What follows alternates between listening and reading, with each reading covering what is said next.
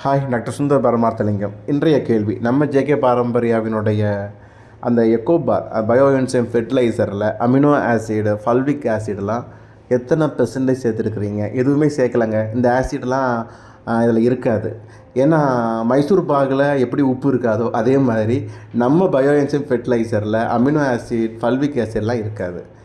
அப்போது எதுக்காக பயோஎன்சைம் ஃபெர்டிலைசரை நம்ம யூஸ் பண்ண சொல்கிறோம்னா, இது பயன்படுத்துவதன் மூலமாக ஒரு விவசாயங்கிறது சிறப்பாக இருக்கணும்னா என்ன இருக்கணும், அதில் நல்ல அந்த மண்ணில் நல்ல என்சைம்ஸு, அந்த நுண்சத்துக்கள் அதில் இருக்கணும், அந்த மைக்ரோப்ஸுங்கிற நுண்ணுயிரிகள் அதில் இருக்கணும், அந்த மண்ணினுடைய அந்த நியூட்ரியன் சைக்கிளிங் சொல்கிற அந்த சத்துக்களினுடைய சுழற்சி மேம்படுத்தணும்.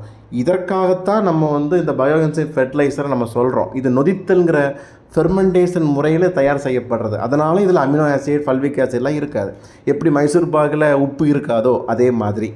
அப்போது இந்த பயோஎன்சைம் ஃபெர்டிலைசரை பயன்படுத்துறதுனால அந்த சாயில், அந்த மண்ணினுடைய வளம் மேம்படுது.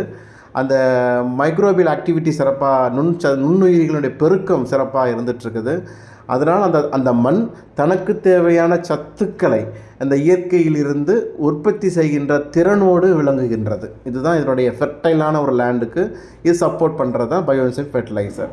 இப்போ இந்த அமினோ ஆசிட், ஃபல்விக் ஆசிட்லாம் விவசாயிகள் பயன்படுத்துவாங்க. ஒரு கமர்ஷியலாக ஒரு ஃபார்மிங் பண்ணும் பொழுது அந்த ஃப்ளவரிங் டைமில், அந்த பூ பூக்கிற நேரத்தில், அந்த பழங்கள் காய்க்கிற நேரத்தில் ஒரு கூடுதல் ஒரு சப்போர்ட் வேணும்.